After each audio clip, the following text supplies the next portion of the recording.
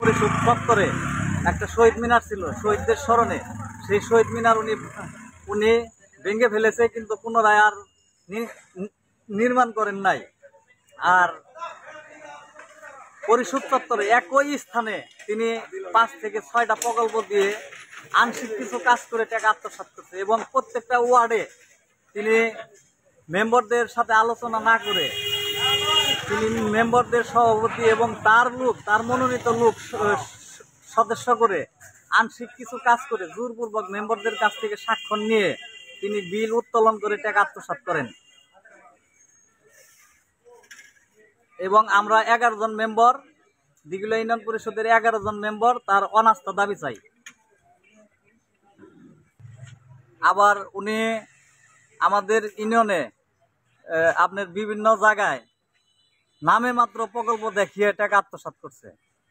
আবার আমাদের 9 জন মেম্বারের জন্য 9টা চেয়ার কেনার কথা বলে 1% টাকা দিয়ে চেয়ার কেনার কথা বলে উনি চেয়ার না কিনেই মতি চেয়ারম্যানের আমলের চেয়ারের পিছনেই লেগে রাখছে যে 21-22 অর্থ বৎসরের, অর্থাৎ মতি চেয়ারম্যানের চেয়ার দেখাইছে কিন্তু চেয়ার কিনে ব্যবহার করছে।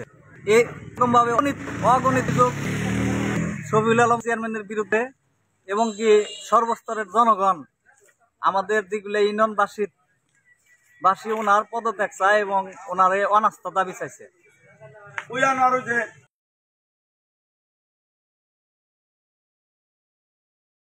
আমার নাম মোহাম্মদ মামুন হোসেন, আমি 2 নং দিঘিলা ইউনিয়ন পরিষদের 2 নং ওয়ার্ডের মেম্বার। আমরা আমাদের চেয়ারম্যান জনাব শফিউল আলম জুয়েল সাহেবের বিরুদ্ধে অনাস্থা অভিযোগ দিছি উপজেলা নির্বাহী অফিসার এবং অনুলিপি দিছি জেলা প্রশাসক এবং স্থানীয় সরকার শাখা মানিকগঞ্জ। আমাদের অভিযোগ হলো আমাদের প্রত্যেকটা মেম্বারকে উনি ওনার ব্যক্তিগত লোক দিয়ে হামলা দিয়ে নির্যাতন করছে। আর সে একজন দুর্নীতিবাজ চেয়ারম্যান এবং হলো স্বৈরাচারী আচরণ করছে আমাদের সাথে। আর হলো বিশেষ করে পরিষদের পিছনে আগে অনেক সুন্দর গাছপালা ছিল, বট গাছ ছিল, মেহগনি গাছ ছিল, আপনার কাঁঠাল গাছ ছিল, এখানে সে বিক্রি করে আত্মসাৎ করছে টাকা। এবং পরিষদ চত্বরে একটা শহীদ মিনার ছিল শহীদদের স্মরণে। সেই শহীদ মিনার উনি ভেঙে ফেলেছে, কিন্তু পুনরায় আর নির্মাণ করেন নাই। আর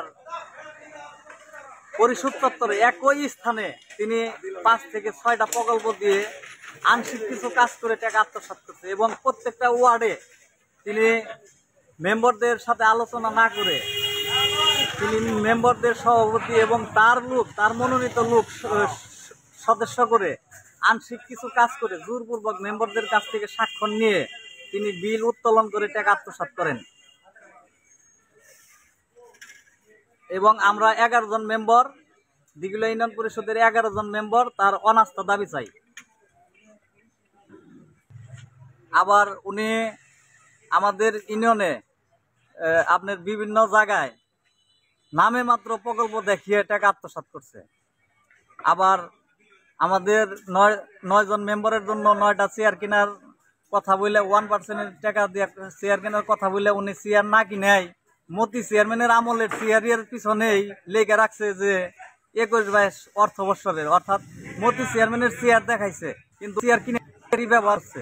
এরকম ভাবে অগণিত শফিউল আলম চেয়ারম্যানের বিরুদ্ধে এবং কি সর্বস্তরের জনগণ আমাদের দিঘিলা ইউনিয়নবাসী ওনার পদত্যাগ চায় এবং ওনার অনাস্থা দাবি চাইছে।